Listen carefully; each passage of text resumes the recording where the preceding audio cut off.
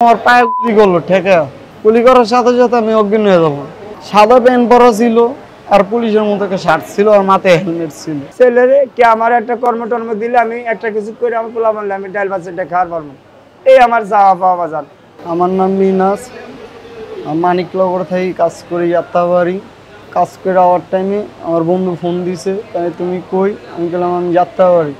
তাই তুমি থাকো টাইম পাসে, আমরা আইতাছি। আমি বললাম আচ্ছা।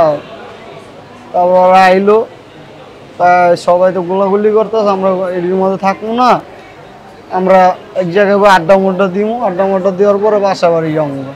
আমি বললাম আচ্ছা।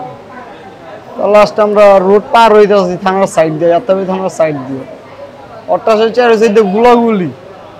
আবার তো আমরা কোনো গ্যাঞ্জামের পোলা পাই না, মারামারিও করিনি কোনো সময়। আবার টাস করে গুলি করলো সব ডিরে। আমি আর আমার লগে আরেকটা শিয়া সব দৌড়ে পালাই আছে। আমরা দুজন বাড়ি পড়ে গেলাম। আবার ওরে গুলি করলো, গুলি করার সাথে সাথে ওর মাটিতে পড়ে বললো। আমি চেপে গেলাম গাছ থেকে, অত দুই হাত দূরে গেলাম গা যে ওরা গুলি করছে, পুলিশ যেয়ে বোগা। তারপরে আমার হচ্ছে আমি তাও লাস্টে ভাই আমার একটু পানি খাওয়া। লাস্টের লেগে পানি আনলাম, ওরা পানি খাওয়াইতেছিলাম হাতে গিয়ে। পরে খাওয়ানোর সাথে সাথে দেখলাম পুলিশ টুলিশ কেউ নেই আশেপাশে। হঠাৎ আইসা ওর একটা লাথি মাইরা ফালাই দিল আমার হাতের, আমার একটা লাথি মারলো। মারার সাথে সাথে আমি বেরিয়ে দিলাম, আমার পায়ে গুলি করলো ঠেকা। গুলি করার সাথে সাথে আমি অজ্ঞান হয়ে যাবো। তখন লাস্টে কি হয়েছে, ওদিকের মানুষ ভালো বলতে পারে। সাদা প্যান্ট পরা ছিল আর পুলিশের মতো একটা শার্ট ছিল আর মাথায় হেলমেট ছিল। তারা কি বাংলাদেশি? না, অন্য ভাষায় কথা বলছে। মানে আপনি বলতে চাচ্ছেন যে বহিরাগত পোশাকধারী মানুষ এসে দেশের জনগণকে গুলি করেছে? ঠেকে এরা অন্য ভাষায় বলতেছিল। তখন লাস্ট টাইম আর কোনো হুঁশা ছিল না, আমার পাশের যে আহত ব্যক্তি তিনি আপনার কি হয়? তিনি আমার ছেলে। কি হয়েছিল আর কবে হয়েছিল একটু জানাবেন। এটা 18 তারিখে দিনের 2:30টার দিকে যাত্রাবাড়ি এই গ্যাঞ্জামটা হয়। আমার ছেলে মাসারতে কাজ করতো, কর্মকর্তা। তাই ওর বন্ধু বান্ধব ছিল মানিকনগর, ছাত্রগুলো চলাফেরা করতো। আমি তো জানি বাবা, আমি তো একটু জানি, ঘরে থাকি যখন, তো চলাফেরা করতো। তো ছাত্ররা ওরে জিজ্ঞেস করছে যে মিনাস তুমি কই আছো? আমি তো কাজে পড়ছি।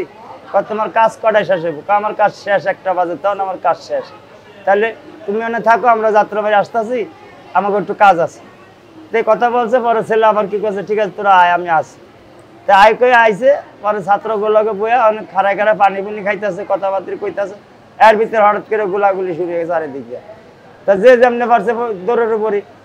লগের ডামন না হাত হয়ে পড়ে গেছে, কারণ ভাই আমার একটু পানি খাওয়া। তো হয় কি করছে, পানি আইন না ডানের উপরে রেখে পানি খাওয়াইতেছে। এর ভিতরে ওরা ঠেকায় গুলি করছে। গুলি করে কইতেছে দৌড় দিলি না কে? কে বলছে এই কথা? পুলিশে। দৌড় দিলি না কে? তখন অজ্ঞান হয়ে গেছে গুলি খাওয়ার পরে। অজ্ঞান হয়ে যাওয়ার পরে বুকে যখন লাঠি মারে পাড়া দিয়ে ধরছে, বুকে করবে। আর ভিতরে আরো পাবলিক রায়া ওরে বাঁচাইছে। পরে তো মারছেনি, আবার একবার মারবেন কেন? তিতিমের পোলা তো নাই কিছু, বাপ মা গরিব, আমাদের এনে কাজ করে। ওই আইসে বন্ধু বান্ধব ছাত্রগুলোকে আসছে, ভালো কথা। অত কোনো মারামারি গ্যাঞ্জাম করেন, আমরা তো সব দেখছি।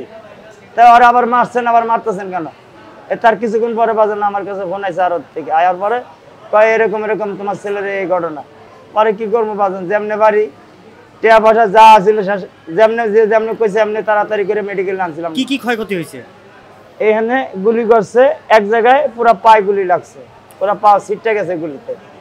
আবার এন্দা গুলি করছে, এন্দা বাড়িয়ে গেছে গা, আড্ডি উড্ডি ভেঙে গেছে। Original bullet? হ্যাঁ, অরিজিনাল বুলেট, সিটাটা যেটা। অন মনে আড্ডি উড্ডি ভেঙে গেছে গা। অপারেশন করছে ডাক্তারে, অন মাংস রানাতে নিয়ে দিছে। অন কবে আবার অপারেশন দেয়, কি করে না করে এর কোনো গ্যারান্টি নেই। এটা পাকিস্তানি নাইলে ভারতের হবে। এটা ইংলিশে কথা বলছে। আমার পোলা তো আহত ছিল, আমি আরো তার গজি গেছি যে আমার ছেলে যে গুলি করছে পুলিশে, এটা কি ইংলিশই আসছিল বিদেশি? এটা হিন্দি ভাষায় কথা বলছে। মানে ভারতীয়রা গুলি করছে? হ্যাঁ, আর হিন্দি ভাষায় কথা বলছে। ওই ওয়ানকার লোকে কইছে, হয়তো তো না আহত, আর কিছু কর নাই, ঘুমাই তো কারো কিছু দেওয়া যায় না। কারণ পরিবারে বহুত কষ্টে আছি বাজান। আমি আমার মতন কষ্ট আমি মনে করি অনেক কেউ নাই। আমি এরকম পরিস্থিতিতে বর্তমান আছি। আর কান্দাছে চিন্তা করতে যে আমার পোলার যখন ছেড়ে দেয়, আমি পোলারে কি করে খাওয়াম? আর কি পজিশনে নিয়ে আমি রাখবো? আমার রাস্তায় তো আমার পোলার নিয়ে রাখবার পারতেছি না।